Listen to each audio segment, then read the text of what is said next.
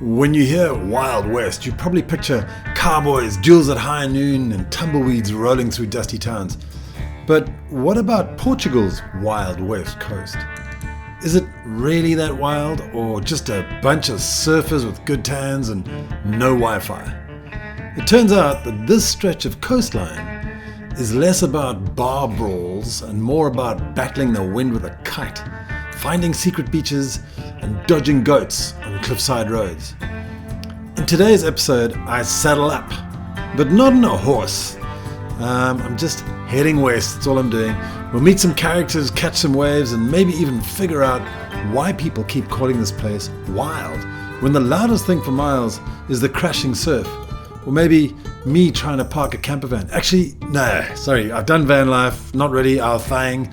We did the whole family thing, and we could talk about that some other time. But I'm on a mission to find out, is the west coast of the Algarve actually wild, or just wildly beautiful?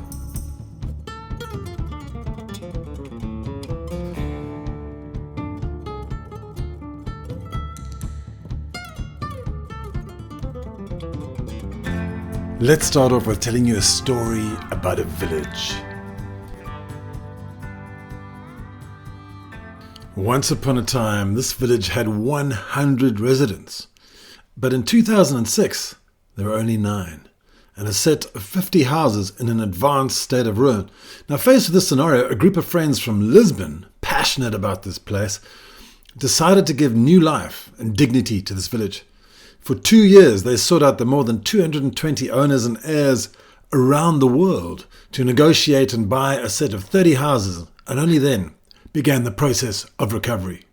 From the use of materials faithful to the old houses to restored furniture, they were able to faithfully reproduce the rural ambiance. During this process, the municipality of Vila do Bispo joined in the recovery of its cultural heritage. In 2010, Aldeia da Pedralva, Aldeia means village, okay? It was prepared for a new challenge, to live again. Now today, they welcome people from all over the world who, like this original group of friends, surrendered to the charms of this village and the simple things in life.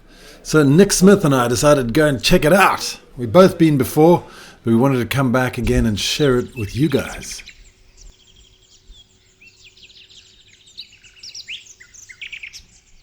Here's a quick room tour. So as you can see, they're all like little village houses. Walking in, and you got a little settee in the left-hand side, a little sort of mini kitchenette. Over there on the right-hand side, there's a dining room, and hopefully I'll swivel around soon. There you go. So that's what we call in South Africa a voorkamer, which is basically a lounge which you enter.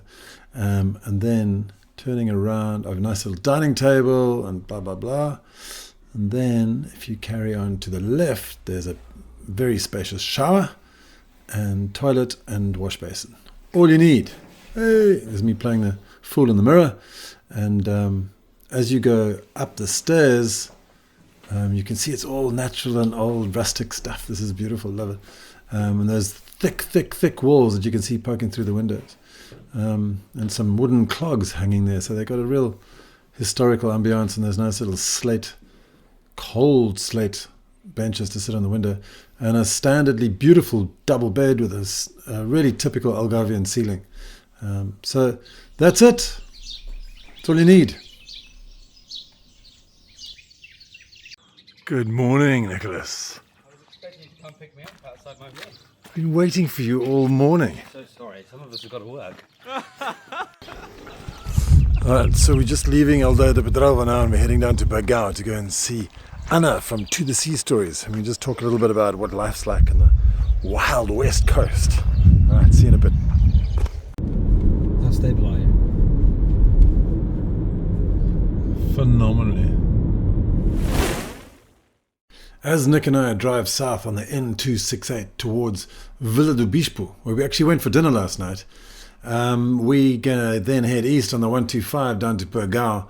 I just wanted to show you which towns we're going to be visiting in this video. So obviously Aldeia da Pedralva, which we've done. We'll drive through Vila do Bispo a little bit later. We're going to go and visit Burgau right now and speak to Anna. And then we're heading down to Sagres afterwards to go and speak to Tony. Then up through Vila do Bispo to Arrifana for lunch with Blake. And then we're going to spend the afternoon with rock and reel fishing adventures. And later, we're going to head off to this very expensive, spectacular little secret hideaway in the West Coast for a very expensive, spectacular dinner and cocktails with my man Nick. So guys, I'm here with Anna from totheseastories.com, and she started a blog a while back. So why did you start this blog? So I started it because a lot of people kept on asking me questions, where to go, where to eat, what to do in the Algarve. And then I decided to start writing it down on a website. I like writing, I like photographing, and I know from my background in marketing, I know some things about technical SEO, and it just took off. Fantastic. Yeah. And it's going well, is it? It is going really well. Yeah, I'm really happy about it. But you've also got an Instagram account as well. I do. Morning, guys. Yeah. Sorry. Good morning. It's called To The Sea Stories. Yeah. And so what I do is I post about restaurants that I find, or nice towns, or activities to do around here, especially in the Western Algarve, but also in the mid-center. In the Algarve. center? Yeah, Okay, yeah, right, definitely. yeah. Okay. Should we I just... think you should turn around, and we have some really nice views of the town. Stunning views, yeah. Put the streets down. Okay, so Anna, you've built up quite a community of Algarve enthusiasts, right? Have you had any strange requests at all, or questions from people? Well, yeah, sometimes, but I think the nicest thing is when people email me, and this actually happens quite regularly. It makes me proud that they tell me that they followed all my tips and that they had a really amazing stay. I also get random questions like somebody was really excited about asking me to go rock climbing and cliff diving with little kids all the time, and in several ways, and I've told him I don't want to advise him on cliff diving with kids. But, So what is the yeah. answer? Just no, don't go with your don't kids. go. Yeah. Don't. So Anna, what other things are there to do in Burgau? Not just in Burgau, but like around here in the western area of the western coast. So I think the most obvious one is surf. Okay. Even if you've never surfed, like the surf schools will take you out to a beach with tiny waves, or that are good for trying and learning. If you cross here around the point at Sagres, the waves and the swell get much bigger, and you have really good surfers, I'd say. Cool.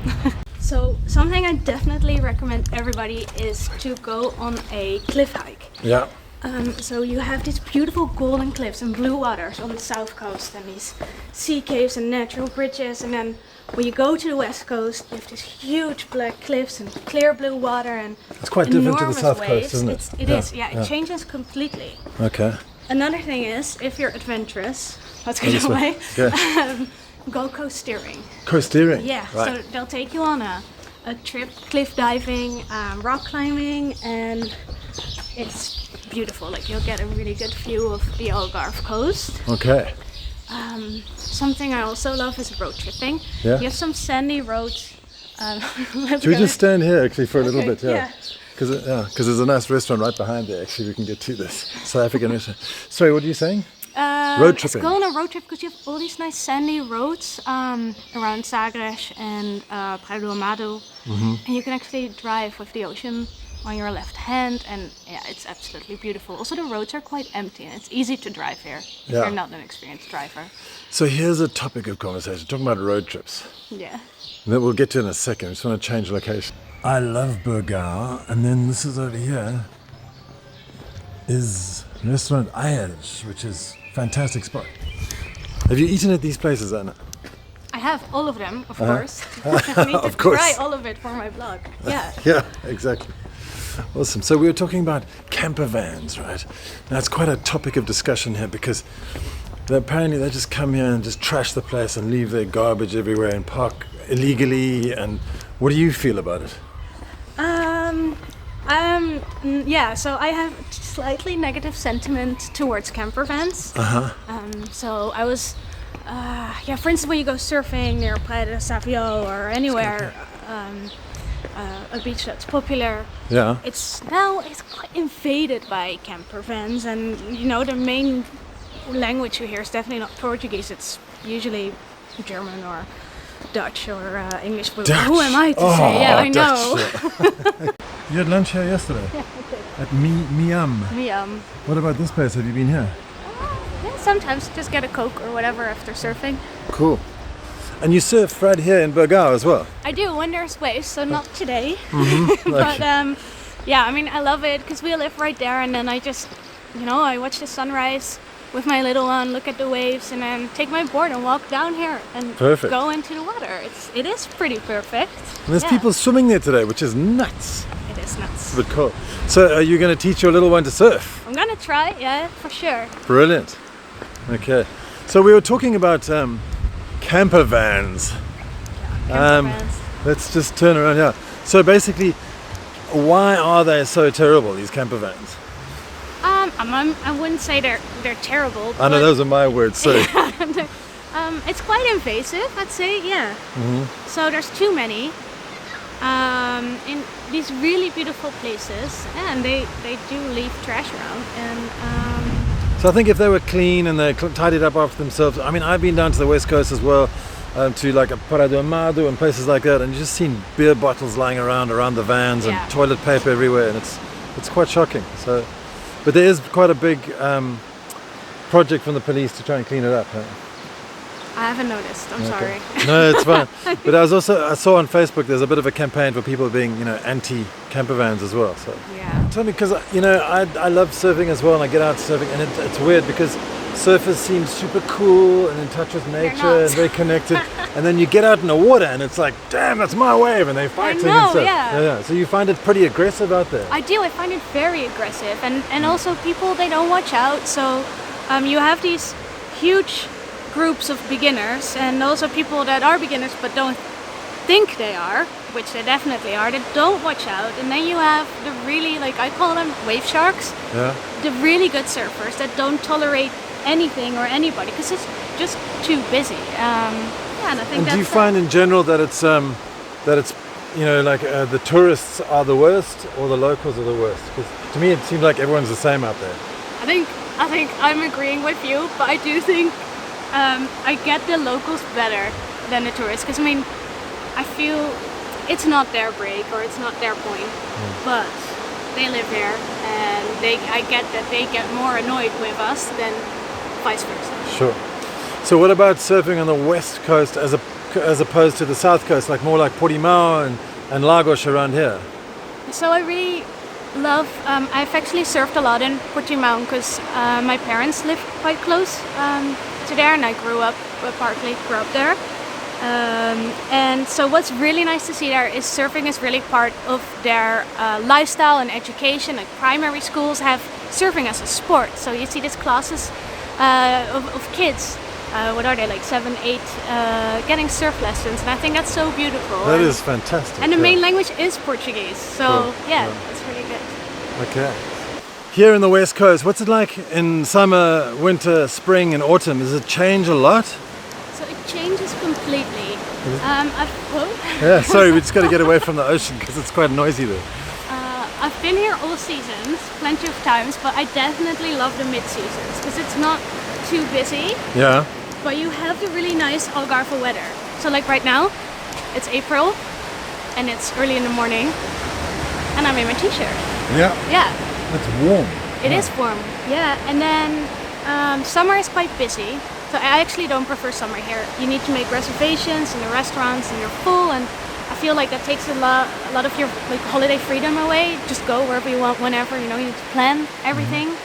And the beach is full, it's packed. It's also cozy. I mean, it's nice, it's more lively. And then winter's really quiet. A lot of, I think more bars are open now and restaurants. It keeps on getting better because more people decide to spend winter here. But it's more quiet and it can be windy and a little bit cold. I mean, I'm from the Netherlands, so I don't think it's that cold, but I actually love it here in winter. But I like the quiet. You need to like the quiet. I love the quiet too. A lot of people say to me, oh my gosh, what happens in the Algarve in winter? Everything shuts down. Yeah. And I'm like, well, yeah, it's great. It's good. Not everything shuts down though. Well, lately, sunrise, as I have a little one. So every morning I'm here watching the sunrise. Okay. Favorite beach when you want total peace and quiet? So definitely Praia dos sorry for my Portuguese, Castellos. Castellos. Castelo. But you wouldn't know it. because it's near Carguero. You need to take a ladder down the beach. You can't park your car anywhere near. And the ladder is really quite I've seen it on your sketchy. blog, I think. Yeah, I've shown it. Yeah. I don't really tell people where it is, but and there's So no, why are you telling people now? because they're not gonna find it, like unless I point it out on Google Maps. Okay, cool. Portuguese word you absolutely love. I love alegria. When they say bon dia con alegria, I love that. Beautiful. It's joy, by the way. Best snack after a surf session? Definitely a regular Coke. Regular Coke, not Diet Coke. No, it needs to be after surf. I want a regular Coke. It's my only moments. You gotta have a lot of shit. Yeah. If you had to choose Sagres or Odysseus for a weekend escape, Odysseus. why? I've been to Sagres many times and I like the quietness of Odysseus. What's always in your beach bag? Sunscreen. I'm in the sun so much, I need really good sunscreen or I'll be a little raisin by the time I'm 50. That's good advice, kids. Is it raisin the same in English? Yes, yeah, it is. okay. Yeah. Rosein. Rozijntje. Roseintje, yeah. Your go-to cafe or pasteleria for a morning espresso in the Algarve? Definitely, it's called Cafe Horizon. It's in Corso, around the corner here. It's so good. You have the sea view, they have the best coffee in town, and a really nice breakfast for a very fair price. It sounds like I'm promoting them. We're not working together or anything. I'm just there every morning. If you could teleport anywhere in the Algarve right now, where would you go? Here. I don't want to be anywhere else. What's one Algarve myth or misconception that you love debunking? I think when people hear Algarve, a lot of times they think of package holidays and only golf resorts, which is definitely not true. So especially when you move west from Lagos, it's completely different. It's more surfy, young families or just couples enjoying hikes and nature, and yeah, I think that's completely different. Thank you so much, Anna. It's been amazing chatting to you. Really cool. Thank you. Okay. And with that, I want to go and find Nick Smith, and we shuttle down to Sagres to go and see Tony Capana, who's doing some really interesting things with CLT or cross-laminated timber.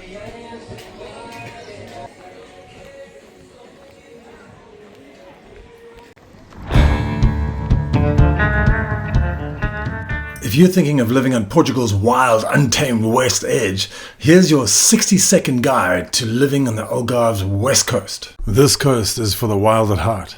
Surf culture, dramatic landscapes, and quiet fishing villages like Algesur and Carapetera. You'll trade big cities for endless hiking trails, sea-salted air, and a slower pace. Perfect for retirees who want peace and nature. Life here means fresh produce, friendly locals, and a tight-knit expat community.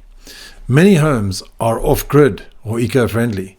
Think solar power, gardens, and sustainability.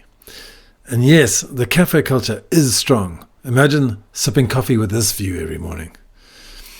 If you crave natural beauty, wellness, and a true escape, the Algarve West Coast is calling. But be warned, it can get windy.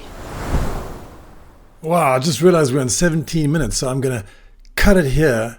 And then next week, we'll continue our journey down to Sagres, check out Tony's spot and his amazing cafe. And then we're going to head up to Arrifana for lunch with Blake. And then after that, we're going to go onto a different kind of safari and then stay at an incredible place overnight. So like and subscribe so you can be notified. And we will see you next week. Have a fantastic week.